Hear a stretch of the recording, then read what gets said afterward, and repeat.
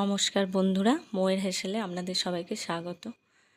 আজকে এমন একটা রেসিপি করব যেটা যারা মাটির নিচে জিনিস খেতে পান না কোনো শারীরিক কারণের জন্য, তাদের জন্য দুর্দান্ত একটা রেসিপি হবে। খুবই উপকার পাবেন এই রেসিপিটা দেখে এবং বানিয়েও পাবেন। তো প্রথমে আমি ফ্রেশ ভেন্ডি নিয়ে নিয়েছি, সেগুলোকে পরিষ্কার করে ধুয়ে নিয়েছি।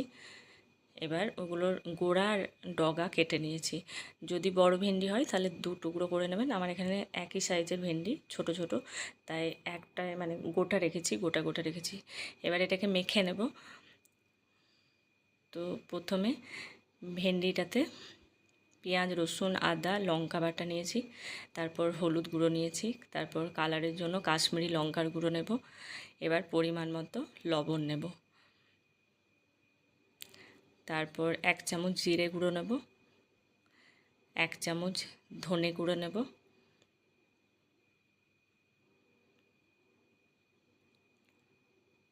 আর কিছুটা সর্ষের তেল নেব। অবশ্যই তেলটা কাঁচা নেব, কাঁচা সর্ষের তেল নেব, আর ফ্যাটানো টক দই নেব, আর আগে থেকে টুকরো করে রাখা পেঁয়াজ, টমেটো আর কাঁচা লঙ্কা এগুলো দিয়ে দেবো। এবার ভালো করে সব শুদ্ধ মিশিয়ে নেব, বেশ সুন্দর করে মাখবো। আমার এই রেসিপিটির নাম ভেন্ডি মাখা।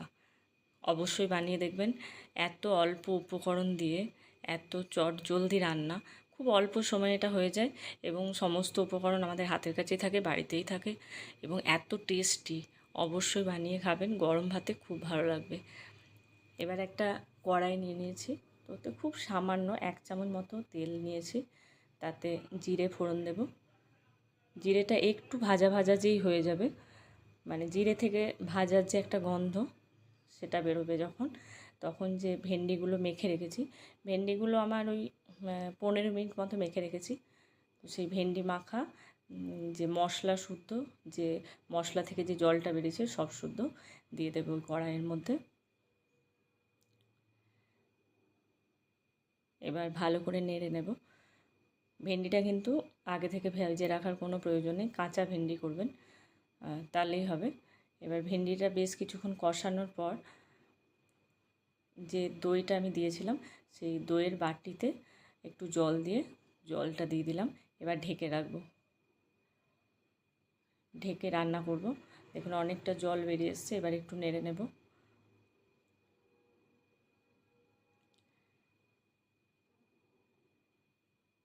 টমেটোগুলো বেশ নরম হয়ে এসছে, আবার ঢেকে দেব। দেখুন রান্নাটা প্রায় হয়ে এসছে, খুব তাড়াতাড়ি রান্না হয়ে যায়। ভেন্ডিটা একটু সিদ্ধ হয়ে গেলেই রান্না একদম কমপ্লিট হয়ে যাবে।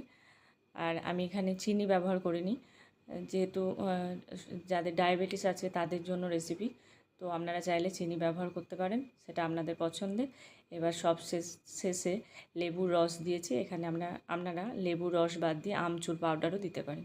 তো এবার সব শুদ্ধ নেড়ে নেব, বাস একদম তৈরি রেসিপি। ভিডিওটি ভালো লাগলে লাইক করবেন, শেয়ার করবেন, রেসিপিটি অবশ্যই ট্রাই করবেন এবং কমেন্ট করে জানাবেন কেমন লাগলো।